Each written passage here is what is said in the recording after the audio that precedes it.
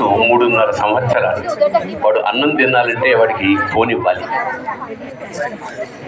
వాడు పడుకోవాలంటే ఒక ఫోన్ ఇవ్వాలి, వాడు స్కూల్కి వెళ్ళాలంటే ఫోన్ ఇవ్వాలి. అది తీసేసుకుంటే అంతే, వాడికి ఊపిరాడదు. ఇలాగా మా మనవడనే కాదు, పిల్లలు నెక్స్ట్ జనరేషన్ అంతా అలా సెల్ అంటే ఒక విధంగా జైల్లో బంధించబడుతున్నాం మనందరం, ముఖ్యంగా మీ జనరేషన్. ఈ టెక్నాలజీ కత్తి లాంటిది అంటే దాంతో కూరలు కూడా దొరుకుకోవచ్చు, పీక కూడా పూసుకోవచ్చు. ఇవాళ చాలా నేను మొన్న ఒక ఇన్సిడెంట్ యూట్యూబ్లో చూసి షాక్ అయిపోయా.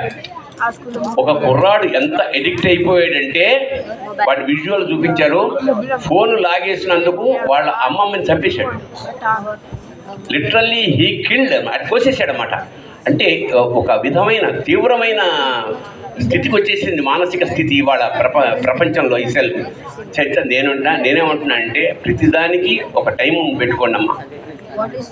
ఎందుకంటే రేపటి భవిష్యత్, ఇప్పుడు నేను మీకు సెల్ చూసే ఎగ్జామ్స్ రాయమంటే కుదరదు కదా. నాలెడ్జ్ ఈజ్ మోర్ ఇంపార్టెంట్ అంతే తప్ప ఇంకా దాన్ని చూస్తూ 24/7 ఇందాక మేడం చెప్పారు, 20 నిమిషాలు శ్రద్ధగా వినలేని మీరు 2-3 గంటలు ఎలా చూడగలుగుతున్నారంటే మాకు అర్థం కావట్లా. అందులో మీరు ఇవాళ దురదృష్టం ఏంటంటే ఇవే చూడాలని లిమిటేషన్ ఏం లేదు. ఇవాళ ఫోన్లో ఎంత చండాలం ప్రసారం అవుతుందంటే భవిష్యత్తు ఏమైపోతుందన్న బెంగ మాకు చాలా భయంగా ఉంది. కేవలం అదే విషయంలో మీలో, ఎందుకంటే మీ వయసులో నిజం చెప్తున్నా, మేము మధ్యతరగతి కుటుంబాల నుంచి వచ్చిన వాళ్ళం. మీ వయసులో మేము ఫిజికల్గా తల్లిదండ్రులకు సహాయపడేవాళ్ళం. అమ్మకు వంట చేస్తుంటే మేము కూరలు పోసిచ్చేవాళ్ళం. బయట నుంచి 50 కిలోల కర్రలు, అంటే అప్పట్లో ఇలా గీసులు లేవు, కర్రలు పెట్టి వండుకోవాలి. కర్రలు పెట్టుకోవాలంటే కర్రలు కొనుక్కు రావాలి. 50 కిలోల కర్రల్ని 10 కిలోలు చొప్పున 2 చేతుల మీద మోసుకుని ఒక 1/2 కిలోమీటర్ నడిచి ఇంట్లోకి తెచ్చేవాడిని నేను. అలాగా విపరీతమైన శారీరక శ్రమ. ఎందుకంటే ఆర్థికంగా మధ్యతరగతి కుటుంబాల్లో అంతంత డబ్బులు ఉండవు. మా నాన్నగారు ప్రతి సండే ఇంట్లో ఏమన్నా ఫ్యాన్ పాడైపోతే తనే రిపేర్ చేసుకునేవాడు, మంచం పాడైపోతే ఆ చెక్క పని తనే చేసేవాడు. అలాగా అంటే బయట వాళ్ళకి ఇస్తే డబ్బులు ఖర్చు అవుతాయి, డబ్బులు లేకుండా గుట్టుగా సంసారం సాగించుకోవాలి. అంచేత లిమిటేషన్స్, ప్రతిదీ కోరికలు ఉండేవి. నేను చెప్పులు కొనడానికి నేను 10వ క్లాస్ వరకు నేను చెప్పులు వేసుకోలేదు, అంటే ఆర్థికంగా లేవు డబ్బులు. దీని నుంచి ఒక కథ చెప్తాను. ప్రతి శనివారం మేము మోటా మార్కెట్కి వెళ్ళేవాళ్ళం మా నాన్నగారితో. ఆ మార్కెట్కి వెళ్ళినప్పుడు కూరలు కొనేవాళ్ళం, అంటే వారానికి సరిపడ్డ కూరలు. మా నాన్నగారి మీద ఉన్న, అంటే రెగ్యులర్గా వచ్చే కస్టమర్గా, పైగా వయసును గమనించి కొత్తిమీర, కరివేపాకు లాంటివి ఫ్రీగా ఇచ్చేసేవారు. అవి మోసుకుని నేను దాదాపు మోండా మార్కెట్ నుంచి చిలకలగూడ రైల్వే క్వార్టర్స్ దాకా నడుచుకుంటూ వచ్చేవాడిని అన్నమాట. అంటే దాదాపు ఒక 10 కిలోలు. అది అలవాటు అయిపోయింది, అంచేత పెద్ద భారం అనేది కాదు. కానీ చెప్పులు లేకపోవడం నాకు కొంచెం చివుకు అనిపిస్తూ ఉండేది. నా ఏజ్ పిల్లలందరూ చెప్పులు వేసుకుంటారు, నాకు ఇంకా కొనలేదు మా నాన్న. దానికోసం నేను ఒక ప్లాన్ చేశాను. ఏమిటంటే అక్కడ బాటా చెప్పులు కంపెనీ దుకాణం ఉందన్నమాట, బాటా చెప్పులు. సరిగ్గా ఈసారి ఏం చేశానంటే ఆ కూరలు తీసుకొస్తూ అక్కడున్న కాలిపోతున్న సిగరెట్ మీద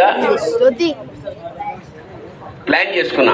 అక్కడ సిగరెట్ వెతుక్కుని కరెక్ట్గా దాని మీద కాలేసి, నాన్న కాలు కాలింది అని ఒక ప్లాన్ చేసుకుని నేను వెళ్ళాను. సరిగ్గా బాటా షూ కంపెనీ ముందు కాలిపోతున్న సిగరెట్ ఉంది, దాని మీద కాలేసి అబ్బా అని ఏడ్చాను. ఏమైందిరా అన్నాడు. చెప్పులు లేకపోవడం వల్ల సిగరెట్ కాలింది నాన్న అంటే, చూసుకుని నడవద్దా యాదవా అని చెడ్లను కొట్టాడు మా నాన్న. చెప్పుల సంగతి దేవుడిగో చెప్పు తీసుకొట్టినట్టు అయింది అప్పుడు. అలాంటి స్థితి నుంచి చదువు తప్ప వేరే మార్గం లేదు, వృద్ధిలోకి రావాలంటే అని చదువుకుని అంచెలంచెలుగా ఎదిగి బీకాం పాస్ అయి తర్వాత ఇటు నాటకాలకు. అంటే ఇవాళ ఈ హాల్లో కూర్చున్న పిల్లలు ఎంత అదృష్టవంతులంటే, మీ తల్లిదండ్రులు ఏం చేస్తున్నారో తెలియదు, ఎంత కష్టపడుతున్నారో తెలియదు.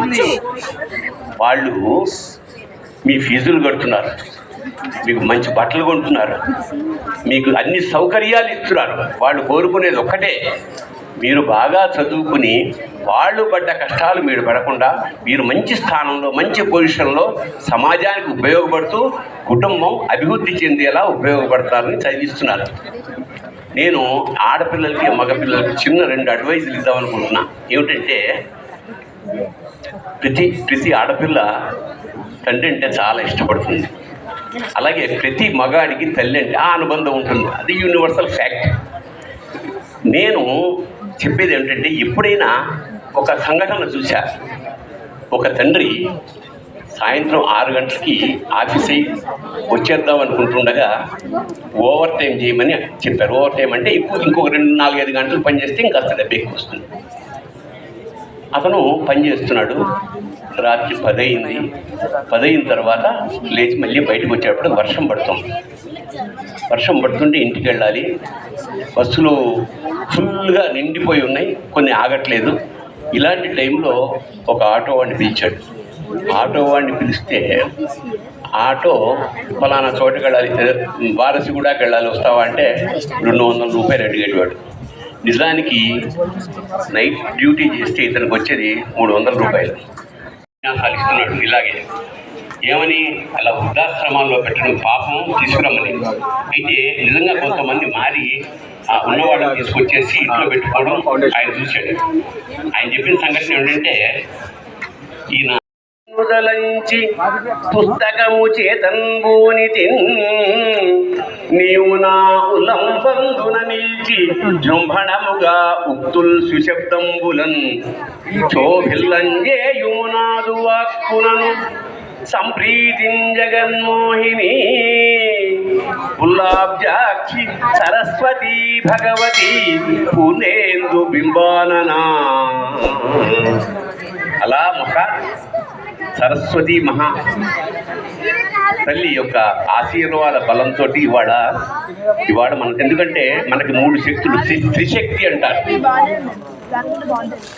3 శక్తుల్లో అంటే ఎనర్జీ పార్వతి, లక్ష్మి డబ్బు, సరస్వతి. కాకపోతే సరస్వతి ఒక్కటి ఉంటే చాలు. ఈ ప్రపంచంలో విద్వాన్ సర్వత్ర పూజ్యతే అన్నట్టు సరస్వతి లక్షణాలు గనక, అంటే సరస్వతి కనుక చల్లగా చూస్తే మనకి బాగా చదువు వస్తే గనక ఖచ్చితంగా దేశాన్ని శాసించగలం, ప్రముఖులం కాగలం. ఇవాళ చాలా మంది పిల్లలు ఉన్నారు. ఇవాళ వీళ్ళు పిల్లలే కానీ ఇంకో 10 ఏళ్ళు 20 ఏళ్ళు పోయిన తర్వాత ఇందులో చాలా మంది కలెక్టర్లు అవ్వచ్చు, కళాకారులు అవ్వచ్చు, గట్టిగా మాట్లాడితే దేశ ప్రధానులు కూడా అవ్వచ్చు. కాకపోతే ఇవాళ